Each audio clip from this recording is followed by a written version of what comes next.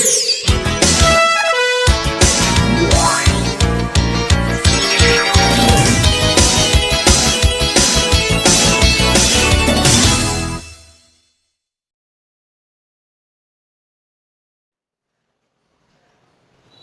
Students, तो last time हमने group 15 की बात थोड़ी सी की थी, ठीक है। अकरेंस के बारे में बात की थी, इंपॉर्टेंस के बारे में बात की थी, ठीक है। यूजेस के बारे में भी थोड़ी थोड़ी बात की थी। तो आज हम एटॉमिक और फिजिकल प्रॉपर्टीज़ के बारे में पढ़ने वाले हैं, ठीक है। तो स्टार्ट करते हैं। एटॉमिक और फिजिकल प्रॉपर्टीज़ में पहली जो बात आएगी वो आएगी इलेक्ट्रॉनिक कॉन्फ़िगरेशन। इलेक्ट्रॉनिक कॉन्फ़िगरेशन, ठीक है। यहाँ पे मैं लिख लेता हूँ general electronic configuration. General electronic configuration जो है उसके बारे में बात करते हैं। तो ग्रुप 15 का जनरल मतलब कि ग्रुप 15 को अगर मैंने अगले लेक्चर में बताया नहीं था, नाइट्रोजन फैमिली बोलते हैं, ठीक है, या फिर नाइकोजन फैमिली बोलते हैं, नाइकोजन भी बोलते हैं। नाइकोजन मतलब कि सफोकेटिंग, सफोकेटिंग और पॉइजनस, ओके। जो सफोकेटिंग मतलब कि हमारा दम घुटे, ठीक है, और पॉइजनस मतलब कि पॉइजनस। इसके जो सभी जो बोल सकते हो कि जो एलिमेंट है वो ऐसे ही है, इसीलिए इसको नाइकोजन फैमिली भी बोलते हैं, ठीक है। Electronic configuration general NH2 NP3 है। ग्रुप 15 है ना, 13-14 का तो हमने देखा हुआ था। ये जनरल कॉन्फ़िगरेशन है, ठीक है। यहाँ पे ये क्या है, प्रिंसिपल क्वांटम नंबर और शेल नंबर, ठीक है, 11th में पढ़ा था। प्रिंसिपल क्वांटम नंबर ये शेल बताता है, n क्या बताता है, शेल, या फिर पीरियड भी बोल दो आप, ठीक है। टेबल के अंदर पीरियड बताएगा। तो इलेक्ट्रॉनिक कॉन्फ़िगरेशन देखते हैं। यहाँ पे मैं लिख लेता हूँ नाइट्रोजन, फॉस्फोरस, आर्सेनिक, एंटीमनी और बिस्मथ।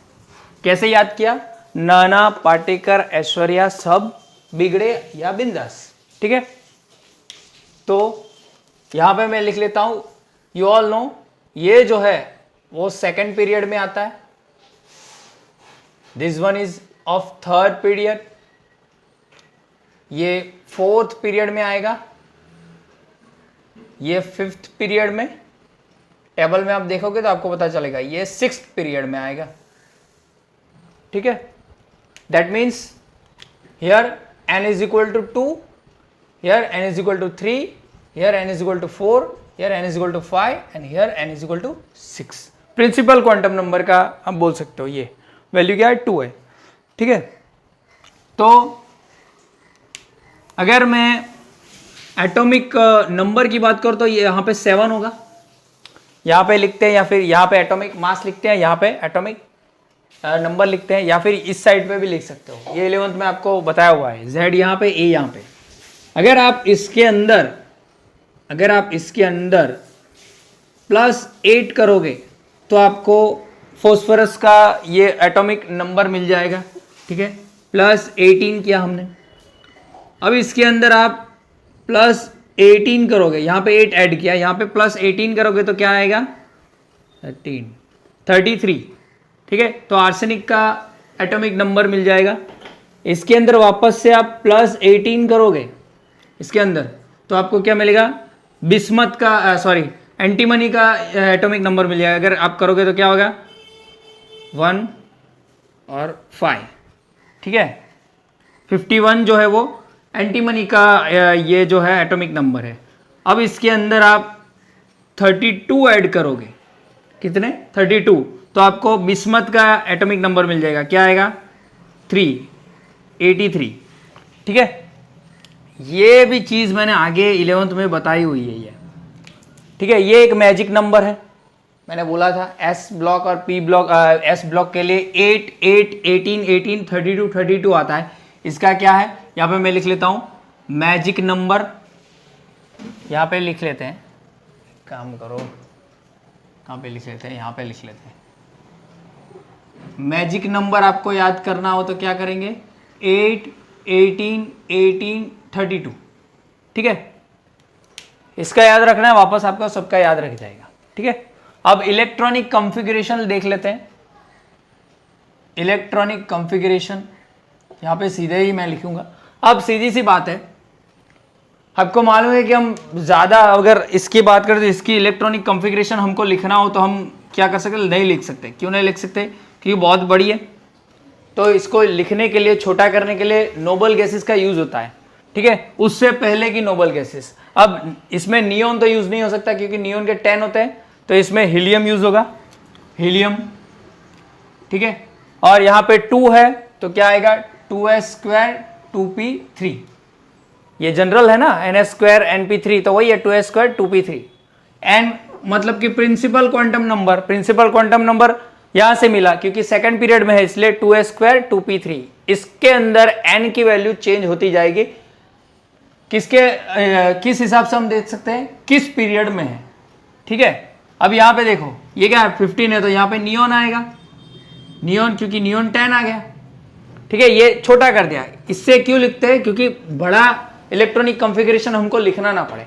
ये क्या बताता है, इनर इलेक्ट्रॉनिक कॉन्फ़िगरेशन शो करता है ये, ठीक है। नियोन का, इसका 2 इलेक्ट्रॉन है ना, तो 2, ये 2 और 2 4 और 3 7, यहां पे इसका 10 है, ठीक है ना। अब ये देखो ये थर्ड पीरियड में है तो n इज इक्वल टू क्या आएगा, 3, 3s² 3p3, ये 10 है और ये 5 15, तो ये 15 आ गया, ठीक है। चलो अब यहां पे नियोन है तो यहां पे क्या आएगा, हीलियम, नियोन, क्रिप्टॉन, ठीक है। वापस एक बार देख लेता हूं, मेरे को आर्गन आएगा, आर्गन मुझे लगा ही था। चलो आर्गन 18, आर्गन का तो 18 है। अब यहां पे देखो ये शेल कौन से, फोर्थ है ना, लेकिन आपको, मैंने आपको बताया होगा कि 30 पे मतलब कि क्यूप्रम और कॉपर, Cu और क्रोमियम, उसकी जो इलेक्ट्रॉनिक कॉन्फ़िगरेशन है वो थोड़ी डिफरेंट थी। वैसे यहाँ पे भी ऐसा है नहीं, लेकिन यहाँ पे क्या होगा, आउफबाउ रूल लगेगा। आउफबाउ रूल क्या बोलता है, विच इज n+l रूल, कि जिसकी n+l की वैल्यू ज्यादा होगी इलेक्ट्रॉन पहले उसके अंदर जाएगा, ठीक है। तो यहाँ पे क्या होगा, पहले 3d10 बनेगी, फिर 4s², फिर 4p3, ठीक है।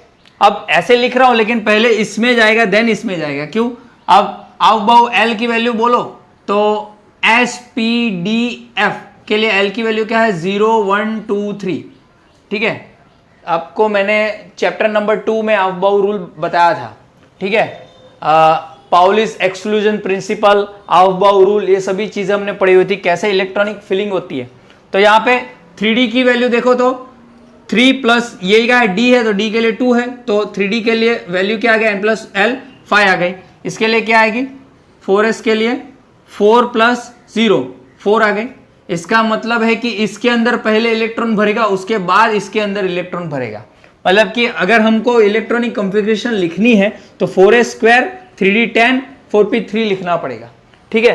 तो यहाँ पे मैं चेंज कर देता हूँ, 4s² 3d10 4p3, ठीक है।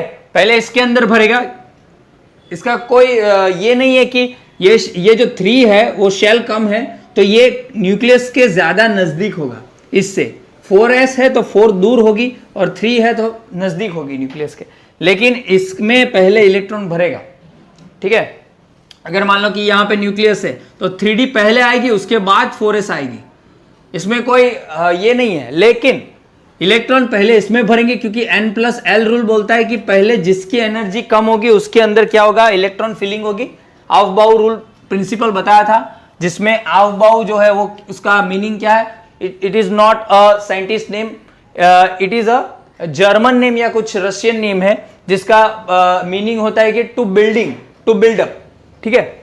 ये 11th में पढ़ा हुआ था लेकिन मैंने आपको बता दिया, ठीक है। चलो अब यहां पे आर्गन है तो यहां पे क्या होगा, क्रिप्टॉन, सेम फंडा होगा, लेकिन यहां पे 5th पीरियड है तो 5s² 4d10 5p3, यहाँ पे लास्ट में क्यों, ये जनरल कॉन्फ़िगरेशन है तो सबका लास्ट में सेम ही आएगा।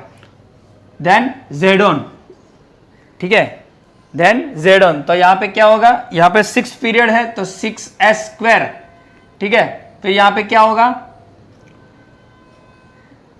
4f10 4f14 आएगा, 5d10 और 6p3, यहाँ पे लिखना पड़ेगा। 4 के लिए 3 वैल्यू है तो 7 आएगी, 5 के लिए 2 वैल्यू है तो 7 आएगी, इसीलिए पहले इसमें ही भरेगा, ठीक है। अगर वैल्यू सेम होगी, ये भी रूल मैंने बताया था कि अगर वैल्यू सेम होगी n+l की तो शेल देखना पड़ेगा। शेल कौन सा बड़ा है उससे इलेक्ट्रॉन, इसमें देखो आप, ये 4 है ये 5 है, दोनों की वैल्यू सेम है। मैंने आगे बताया l की value s p d f के लिए 0 1 2 3, तो 4f के लिए सोचे तो n+l मतलब कि 4 प्लस ये 3, ये 7 आ गया, इसके लिए 5 + 2 ये भी 7 आ गया, लेकिन इसमें ये शेल 5th है और ये 4th है, मतलब कि इसमें पहले भरेगा, ठीक है, क्लियर, समझ में आया। तो ये इलेक्ट्रॉनिक कॉन्फ़िगरेशन हो गई ग्रुप 15 की, ठीक है। ये बहुत ही समझ के आपको ये इलेक्ट्रॉनिक कॉन्फ़िगरेशन याद रखनी है। ये दोनों में तो सेम ही आएगी, इसमें सिर्फ 4f ज्यादा आएगी। क्यों 4f? अब 3 का मतलब, थर्ड शेल का मतलब कि s p और d होगी, 2 का मतलब है कि s और p होगी, 4 का मतलब है s p d f।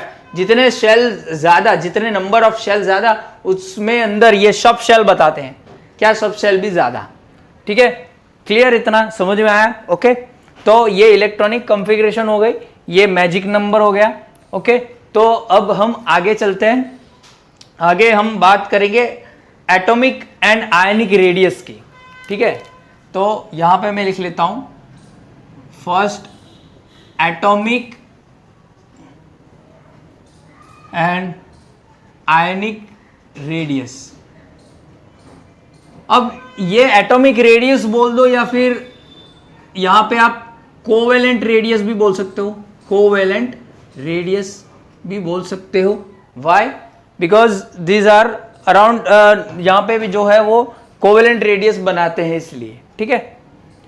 तो आप यहां पे देखोगे, मैं यहां पे लिख लेता हूं nitrogen, phosphorus, arsenic, antimony, bismuth. Atomic radius लिख लेते हैं यहां पे, ये 70 पिकोमीटर है, ये 1110 पिकोमीटर है, ये 121 पिकोमीटर है, ये 141 पिकोमीटर है और ये 148 पिकोमीटर है। रेडियस ऐसे बताते हैं, ठीक है, क्लियर। चलो, ये पिको मतलब कि ये रेडियस है। अब यहां पे देखो, यहां पे क्या हो रहा है, सीधे ही आप देखोगे यहां से लेके यहां तक, यहां से लेके यहां तक, यहां से लेके यहां तक, यहां से लेके यहां तक, जैसे जैसे आप आओगे टॉप टू बॉटम, क्या हो रहा है, एटॉमिक रेडियस इंक्रीज हो रही है, वो तो दिख ही रहा है, इंक्रीज हो रही है। तो एक जनरल आप लिख सकते हो, from top to bottom atomic radius increases, ठीक है, ये इंक्रीज हो रही है, ओके। तो इसका एक्सप्लेनेशन क्या होगा, what is the explanation of this atomic radius increases? तो सीधी सी बात है, फर्स्ट यहां पे मैं एक्सप्लेनेशन लिख लेता हूं, explanation. So first, number of shells increases. अब जैसे जैसे आप नीचे जाओगे तो शेल इंक्रीज हो रहे हैं। ये पहले सेकंड शेल था, ये थर्ड हो गया, ये फोर्थ हो गया, मतलब कि एनर्जी लेवल ज्यादा हो रहा है, नंबर ऑफ शेल क्या हो रहा है, इंक्रीज हो रहा है। तो जैसे जैसे नंबर ऑफ शेल इंक्रीज होंगे तो सीधी सी बात है, क्या होगा, ये जो एटॉमिक साइज है या एटॉमिक रेडियस बोल दो, दोनों सेम ही है, वो क्या होगी, इंक्रीज होगी, ठीक है।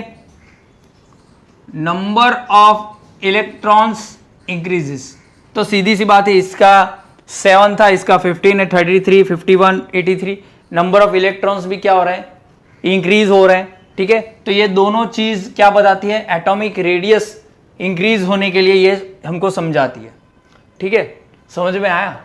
अब लेकिन यहां पे देखो, नाइट्रोजन टू फॉस्फोरस, इसका डिफरेंस देखो कितना है। इसका डिफरेंस जो है, यहाँ पे मैं ऐसे लिख लेता हूँ, अराउंड 40 पिकोमीटर का है, 40 पिकोमीटर का।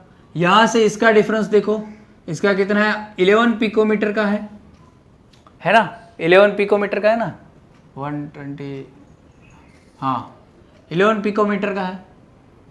देन इसके और इससे बीच कितना है, 20 पिकोमीटर का, और यहाँ पे कितना है, 7 पिकोमीटर का। देखो दिख रहा है यहाँ पे 121, फिर 141 के बीच 20 का, ठीक है, 110 से लेके 21 से 11 का, और लास्ट वाला 7 पिकोमीटर का। देखा यहाँ पे डिफरेंस देखो। तो आप यहाँ पे देखोगे इन दोनों के बीच जो डिफरेंस है वो हाई डिफरेंस है। यहाँ पे जो डिफरेंस है वो कैसा है, हाई डिफरेंस है, ठीक है। लेकिन यहाँ से यहाँ तक जो है वो कैसा है, वेरी लो डिफरेंस। मतलब कि जो डिफरेंस है एटॉमिक रेडियस का वो इन दोनों के बीच बहुत ही हाई है, और इन दोनों के बीच जो है वो बहुत ही, मतलब कि इन तीनों के बीच उसके बाद के वो क्या है, बहुत ही लो है, ठीक है। इसका मेन रीजन क्या है, तो यहां पे मैं लिख लेता हूं, from nitrogen to phosphorus atomic radius increases with high difference, बहुत ही ज्यादा डिफरेंस है, ठीक है। But from arsenic to antimony and to bismuth atomic radius increases with low difference, बहुत ही लो डिफरेंस है, यहां से यहां तक, यहां से यहां तक बहुत ही लो डिफरेंस है। तो क्यों है, ठीक है, इनके बीच ऐसा डिफरेंस क्यों है, उनका जो मेन रीजन है वो यहां पे मैं लिख लेता हूं एक्सप्लेनेशन में। फर्स्ट इज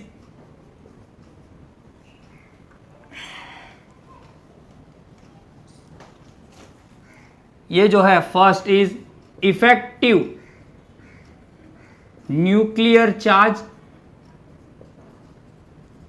जिसे Z बोलते हैं, इफेक्टिव न्यूक्लियर चार्ज, ठीक है। और सेकंड जो है वो है स्क्रीनिंग इफेक्ट, या फिर इसे शील्डिंग इफेक्ट भी बोलते हैं।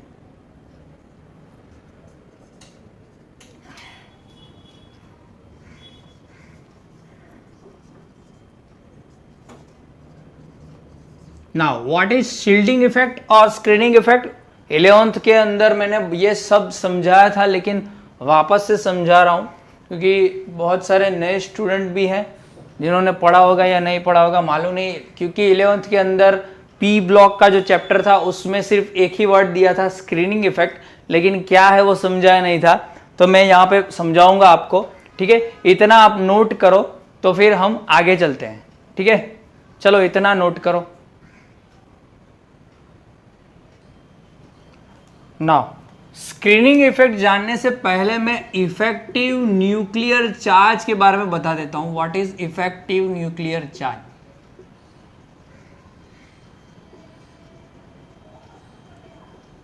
अगर मान लो कि ये जो है वो आपका न्यूक्लियस है, इसके अराउंड जो है वो क्या है, ऑर्बिटल्स है, ठीक है। अब इन ऑर्बिटल के बीच, इन ऑर्बिटल्स में इलेक्ट्रॉन जो है वो रिवॉल्व करेंगे, ठीक है। 2 8 18 आपने पढ़ा होगा, 18 18 वाला फंडा वही है। यहाँ पे मैं शेल ड्रॉ कर रहा हूँ, ठीक है। 3 3 6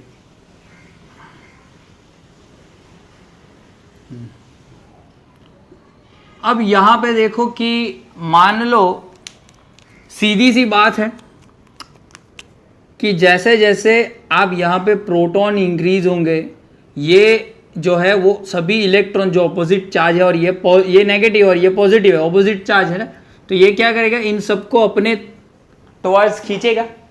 ठीक है, तो यहाँ पे क्या हो रहा है कि जब ये अपनी तरफ खींचेगा इन सबको, ठीक है, उसे बोलते हैं इफेक्टिव न्यूक्लियर चार्ज। मतलब कि नंबर ऑफ प्रोटॉन जितने ज़्यादा होंगे इफेक्टिव न्यूक्लियर चार्ज उतना ही ज़्यादा होगा। ठीक है, the tendency to attract valence shell electrons by the nucleus is called effective nuclear charge. ठीक है, इफेक्टिव न्यूक्लियर चार्ज किसे बोलते हैं, वैलेंस शेल के इलेक्ट्रॉन, ये वैलेंस शेल के हैं, आउटर शेल को वैलेंस शेल बोलते हैं, उसको अट्रैक्ट करेगा अपनी तरफ, जितने प्रोटॉन ज्यादा उतना ही अट्रैक्ट ज्यादा करेगा, वो उसे इफेक्टिव न्यूक्लियर चार्ज बोलते हैं।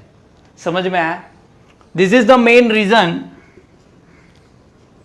यहां पे मैं लिख लेता हूं, it is the main reason behind the decreasing of atomic radius. ये मेन रीजन है, अगर ये इलेक्ट्रॉन को ऐसे खींच लेगा तो एटॉमिक बाउंड्री भी छोटी हो जाएगी, एटॉमिक साइज भी छोटी हो जाएगी, जितना इसका पावर ज्यादा उतना ये छोटा हो जाएगा। ठीक है, और एक सीधी सी बात, ये जो है वो ऐसा कुछ पाथ नहीं है, ये जहां पे इलेक्ट्रॉन घूमेगा वहां पे ऐसा पाथ दिखेगा, वही शेल बोला जाएगा। ऐसा नहीं है कि ये एक फिक्स शेल है और उसके अंदर इलेक्ट्रॉन घूमता है, ऐसा नहीं है। चैप्टर 2 में मैं बता चुका हूं 11th स्टैंडर्ड में कि जहां पे भी इलेक्ट्रॉन ऐसे घूमते घूमते दिखेगा वो ही पाथ है, पाथ फिक्स नहीं है। इलेक्ट्रॉन जहां पे घूमेगा वहां पे पाथ बन जाएगा। समझ में आ रहा है ना? अगर यहाँ पे ज्यादा खींच लिए जाएंगे, यहाँ पे आ जाएंगे तो ये पाथ नहीं बन, ये पाथ कंसिडर नहीं होगा, यही होगा जहां पे घूमेंगे इलेक्ट्रॉन वहां पे ही रास्ता बन जाएगा, वहां पे ही शेल बन जाएगा। ऐसा नहीं है कि शेल फिक्स होते हैं, शेल फिक्स नहीं होते। ठीक है, इतना समझ में आया इफेक्टिव न्यूक्लियर चार्ज क्या है? ओके, तो ये नोट करो, फिर आगे चलते। अब स्क्रीनिंग इफेक्ट या शील्डिंग इफेक्ट पे चलते हैं। What is shielding effect? ठीक है, नाउ अब शील्डिंग इफेक्ट क्या है, तो यहां पे मैं हेडिंग डाल देता हूं, स्क्रीनिंग इफेक्ट, या फिर इसे शील्डिंग इफेक्ट भी बोलते हैं। ठीक है, अब सीधी सी बात है, आपको मैंने बता दिया कि यहां से लेके यहां तक, यहां से लेके यहां तक जो है इंक्रीज हो रहा है, और यहां से लेके यहां तक क्या हो रहा है, ज्यादा डिफरेंस के साथ इंक्रीज नहीं हो रहा है। उसका आंसर जो है वो यहां पे। पहले स्क्रीनिंग इफेक्ट क्या है वो देख लेते हैं। यहां पे मान लो कि आपका एक न्यूक्लियस है, here there is a nucleus, surrounding में आपकी ऑर्बिटल्स होंगी। ठीक है, और मैंने आपको बोला इलेक्ट्रॉन्स होंगे, पहले 2 इलेक्ट्रॉन शेल में, देन 8, देन 18। ठीक है, यहां पे अगर मान लो कि 3 इलेक्ट्रॉन रखे हैं, तो शील्डिंग इफेक्ट किसे बोलते हैं? अब यहां पे थोड़ा फोकस कीजिएगा। इफेक्टिव न्यूक्लियर चार्ज जो है वो तो यहां पे खींचेगा। ठीक है, ये क्या करेगा, ये जो इलेक्ट्रॉन है उस पे क्या लगाएगा, अट्रैक्शन फोर्स लगाएगा, जिसे इफेक्टिव न्यूक्लियर चार्ज बोलते हैं। अट्रैक्शन फोर्स को मैंने बोला है, आगे समझा है, force by nucleus to valence shell electron. Valence shell मतलब कि outer shell, which is effective nuclear charge. मतलब कि ये यहां पे जो अट्रैक्शन फोर्स है वो लगाएगा ये न्यूक्लियस। लेकिन आपको मालूम है कि ये सभी इलेक्ट्रॉन्स हैं, तो इनका जो चार्ज है ये जो इलेक्ट्रॉन है उनके पास जो चार्ज है वो नेगेटिव है, इवन इनके पास भी क्या है, नेगेटिव चार्ज है। तो ये क्या करेंगे, रिपल्जन फोर्स लगाएंगे। किस पे, इन पे, इस सब पे क्या लगाएंगे, रिपल्जन फोर्स लगाएंगे, ये सब पे, ठीक है। इसके आगे का जो शेल होगा उससे जो इलेक्ट्रॉन है वो क्या लगाएंगे, यहां पे रिपल्जन फोर्स लगाएंगे, रिपल्जन फोर्स बाय इलेक्ट्रॉन्स। इसके पहले के जो इलेक्ट्रॉन होंगे शेल के वो रिपल्जन फोर्स लगाएंगे और उसको बोलते हैं शील्डिंग इफेक्ट। क्या बोलते हैं, शील्डिंग इफेक्ट या फिर स्क्रीनिंग इफेक्ट। अब इससे क्या होगा, अगर ये रिपल करेंगे तो ये दूर जाएंगे, तो ये क्या करेंगे, इलेक्ट्रॉन दूर जाएंगे ना। That is the main reason to increase the atomic radius, ठीक है। और ये जो स्क्रीनिंग इफेक्ट है वो मेन रीजन है, that is the main reason behind increase of atomic radius. Number of shell तो है, लेकिन अगर इफेक्टिव न्यूक्लियस चार्ज ज्यादा है तो क्या होगा, वो वापस से खींच जाएगा। लेकिन अगर स्क्रीनिंग इफेक्ट होगा, ठीक है, तो क्या होगा, एटॉमिक रेडियस इंक्रीज होगी, ठीक है। इसी वजह से हम बोल सकते हैं कि टॉप टू बॉटम आप जाओगे तो क्या होगा, एटॉमिक रेडियस इंक्रीज होंगे बिकॉज ऑफ स्क्रीनिंग इफेक्ट, ठीक है। तो यहां पे मैं लिख लेता हूं, एक पॉइंट यहां पे लिख लेता हूं, बिकॉज ऑफ स्क्रीनिंग इफेक्ट या शील्डिंग इफेक्ट बोल दो, क्योंकि ये इसको क्या कर रहे हैं, दूर भेज रहे हैं, तो एक तरीके से ये शील्ड कर रहे हैं, एज अ शील्ड काम कर रहे हैं न्यूक्लियस के सामने, इन इलेक्ट्रॉन को बचा रहे हैं ना, इसीलिए। या फिर शील्डिंग इफेक्ट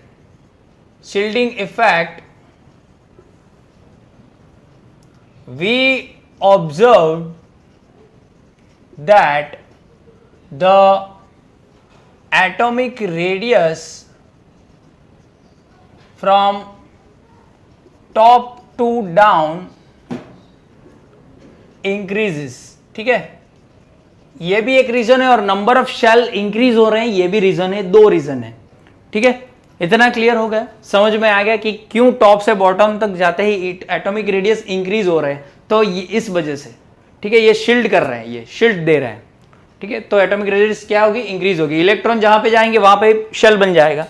मैंने बोला आपको फिक्स शेल नहीं होता, इलेक्ट्रॉन जहां पे घूमेंगे वहां पे शेल बन जाएगा, ठीक है। क्योंकि यहां पे इलेक्ट्रॉन घूम रहे हैं तो ये शेल बन गया, ये सब पाथ जैसा दिख रहा है, ठीक है। तो ये तो समझ में आएगा। लेकिन आप आंसर ये है मेन कि यहां से लेके यहां तक जो है वो हाई डिफरेंस है और यहां से लेके यहां तक लो डिफरेंस है। उसका मेन कॉज क्या है, ठीक है, ये देखेंगे। इतना नोट करो, ये जो मैंने आपको बताया कि नाइट्रोजन से लेके फॉस्फोरस तक जो डिफरेंस है वो बहुत ही हाई अमाउंट में है, 40 पिकोमीटर का, और यहां से लेके यहां तक आप जाओगे तो बहुत ही कम है। क्यों है वो हम अभी देखने वाले हैं, इसको नोट करो, आगे देखते हैं। चलो, अब मैंने आपको बताया कि यहां से लेके यहां तक इंक्रीज हो रहे हैं, यहां से लेके यहां तक बहुत ही ज्यादा इंक्रीज नहीं हो रही है, ठीक है। मैंने यहां पे एक इलेक्ट्रॉनिक कॉन्फ़िगरेशन लिख दी है, क्यों, आगे बताता हूं। तो आपको मैंने 11th के चैप्टर नंबर 2 में आपको बताया था शेप्स ऑफ ऑर्बिटल, जहां पे एस ऑर्बिटल का शेप जो होता है वो क्या होता है, स्फेरिकल होता है। एस ऑर्बिटल का शेप क्या होता है, स्फेरिकल होता है। पी का क्या होता है, अगर मान लो कि ऐसे और एक ऐसे होगा, ये पी ऑर्बिटल का, ठीक है। फिर अगर डी का बात करो तो डबल डम्बेल होता है, ठीक है। ये ले लो, ये ले लो, फिर ये ऐसे सब अलग अलग होता है, 5 शेप होता है ना। तो ये और एक लास्ट जो है वो ऐसा कुछ होगा। एफ का जो है वो पूरा, ये डी का है, ठीक, और एफ का तो पूरा स्प्रेड होता है, मतलब कि ऐसा कोई शेप नहीं होता है। तो सीधी सी बात है, अगर न्यूक्लियस ऐसा है, ठीक है, तो एस ऑर्बिटल क्या करेगा, सराउंडिंग है तो पूरा घेर लेगा, घेर लेगा ना, तो वो ज्यादा शील्ड करेगा। समझ में आ रहा है ना, वो क्या करेगा, ज्यादा शील्ड करेगा। इवन ये जो है वो तो मैंने अलग अलग बताया, लेकिन ये जो है वो साथ में ही होते हैं ऐसे p ऑर्बिटल्स, तो वो भी क्या करेंगे, शील्ड करेंगे। ये तो I11 में मैंने बताया हुआ है, लेकिन यहाँ पे वापस से मैं बता रहा हूँ, ठीक है। मतलब कि यहाँ पे जो शील्डिंग इफेक्ट है वो S का बहुत ही ज्यादा होगा, ठीक है। उसके बाद P का, फिर D का और F का, इन दोनों का जो है वो नियरली निग्लेजिबल होता है, नेग्लिजिबल इफेक्ट, और इन दोनों का हाई अमाउंट में इफेक्ट होता है। स्क्रीनिंग इफेक्ट मतलब कि एक रिपल्जन लग रहा है इलेक्ट्रॉन को, वैलेंस शेल के इलेक्ट्रॉन को क्या कर रहे हैं, वो रिपल्जन डाल रहे हैं। अब S और P ऑर्बिटल के अंदर जो भी इलेक्ट्रॉन्स होंगे वो अपने वैलेंस शेल के इलेक्ट्रॉन को क्या करेंगे, ज्यादा धक्का मारेंगे और ज्यादा आगे भेजेंगे, अगर S और P में होंगे तो, ठीक है। और D में F में होंगे तो फिर कोई फंडा ही नहीं, क्योंकि वो लोग के पास वो ज्यादा इफेक्ट नहीं कर सकते, शील्डिंग इफेक्ट दिखा नहीं सकते, ठीक है। समझ में आ रहा है, ओके। तो यही एक मेन रीजन है इन दोनों, मतलब कि ये पूरी जो लाइन है उसमें जो डिफरेंस दिख रहा है वो मेन रीजन है इस शील्डिंग इफेक्ट का, और ये S, P, D और F ऑर्बिटल्स का। कैसे, यहां पे मैंने देखो कि इलेक्ट्रॉनिक कॉन्फ़िगरेशन यहां पे लिखी हुई है, ठीक है, यहां तक तो बराबर है। अब यहां पे देखो कि मैंने यहां पे 4s2 लिखा हुआ है, क्यों, क्योंकि 4s2 में पहले इलेक्ट्रॉन फिलअप होगा आउबाउ के प्रिंसिपल के हिसाब से, लेकिन आप अगर देखो तो 4s तो पहले ऊपर आएगी, 3D न्यूक्लियस के बाजू में आएगी ना, न्यूक्लियस के बाजू में पहले 3D आएगी, क्योंकि ये थर्ड शेल है, 4s तो बाद में आएगी। समझ में आ रहा है ना मैं क्या बोल रहा हूं, ठीक है। पहले इसमें भरेगा, इसके बाद भरेगा, क्योंकि एनर्जी दोनों की डिफरेंस है। लेकिन यहां पे क्या होगा, अगर मैं ऐसा लिख लूं, ठीक है, थर्ड शेल है ना, तो थर्ड शेल है तो मैं 3D10 और 4s² ऐसे में लिख सकता हूं, क्यों, क्योंकि पहले थर्ड शेल आएगा देन 4 शेल आएगा, ठीक है।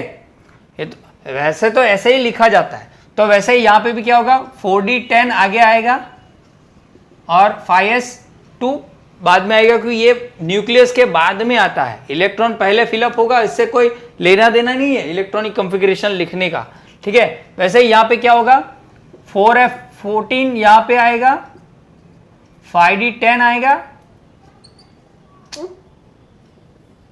5d10 यहां पे आएगा, 6s² यहां पे आएगा, ठीक है। ऐसे इलेक्ट्रॉनिक कॉन्फ़िगरेशन होगी, इलेक्ट्रॉन ऐसे मतलब कि शेल ऐसा होगा। अब यहां पे देखो, मैंने अब बताया आपको, यहां पे आप देखो, अगर मैं ये निकाल दूं, ठीक है, ये निकाल दूं, हीलियम क्या क्या हो जाएगा, 1s², ये क्या हो जाएगा, 1s², 2s², 2p3, यहां पे क्या हो जाएगा, 1s², 2s², 2p6, ठीक है।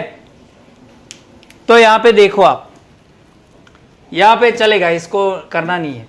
तो ये बाहर के इलेक्ट्रॉन है, यहां पे ये बाहर के इलेक्ट्रॉन है, ठीक है। यहां पे देखो ये बाहर के इलेक्ट्रॉन है। अब ये शील्डिंग करेगा कि नहीं करेगा, S में है, S का शील्डिंग इफेक्ट ज्यादा है, तो ये शील्डिंग करेगा, इस पे ज्यादा रिपल्जन लगाएगा। इवन ये देखो S और P है, तो ये भी शील्डिंग करेगा, इस पे ज्यादा रिपल्जन लगाएगा, ठीक है। तो यहां से लेके यहां तक क्या होगा, हाई डिफरेंस होगा, मतलब कि एटॉमिक रेडियस बहुत ही हाई इंक्रीज होगा, क्योंकि जितना ज्यादा स्क्रीनिंग इफेक्ट उतना ज्यादा एटॉमिक रेडियस इंक्रीज होगा। मतलब कि इस केसेस के अंदर क्या होगा कि स्क्रीनिंग इफेक्ट जो है, स्क्रीनिंग इफेक्ट वो ज्यादा होगा, किससे, इफेक्टिव न्यूक्लियर चार्ज से, ठीक है। इफेक्टिव न्यूक्लियर चार्ज मतलब कि वो जो एटॉमिक रेडियस डिक्रीज करेगा उससे ये ज्यादा होगा, इसीलिए क्या हो रहा है, एटॉमिक रेडियस बहुत ही ज्यादा डिफरेंस के साथ क्या हो रहा है, इंक्रीज हो रहा है यहाँ पे, ठीक है। लेकिन यहाँ पे देखो, ये तो D है, यहाँ पे भी D है, यहाँ पे भी F है, तो इनका तो स्क्रीनिंग इफेक्ट है ही नहीं, रिपल्जन करेगा ही नहीं, तो ये तो लगाएगा लेकिन थोड़ा थोड़ा लगाएगा। ये भी D है, मतलब कि लगाएगा लेकिन थोड़ा थोड़ा लगाएगा, तो यहाँ पे जो है वो स्क्रीनिंग इफेक्ट या फिर शील्डिंग इफेक्ट बोल दो, वो क्या होगा, कम होगा इफेक्टिव न्यूक्लियर चार्ज से, ठीक है। इसलिए क्या होगा, वेरी लेस अमाउंट में क्या होगा, very less difference of atomic radius increases. ठीक है, समझ में आ रहा है क्या हो गया, यहां से लेके यहां तक क्यों कम हो रहा है, क्योंकि स्क्रीनिंग इफेक्ट जो मेन इंक्रीज कर रहा है वो क्या है, उससे इससे कम है, इसलिए नंबर ऑफ शेल से इंक्रीज तो हो रहा है लेकिन कम हो रहा है। लेकिन यहां पे एस और पी बहुत ही ज्यादा पावरफुल रिपल्जन फोर्स लगा रहे हैं, इससे क्या होगा, यहां पे इंक्रीज ज्यादा होगा। समझ में आ गया, ये चीज मैंने 11th में भी बताई हुई है। ठीक है, समझ में आ गया, ओके क्लियर, इतना क्लियर हो गया क्यों ऐसा हो रहा है। अगर आपको लिखना है तो लिख सकते हो, यहां पे स्टेटमेंट लिख सकते हो, from nitrogen to phosphorus atomic radius increases very highly because of screening effect। अभी मैं शॉर्ट में लिख रहा हूं, screening effect is greater than effective nuclear charge from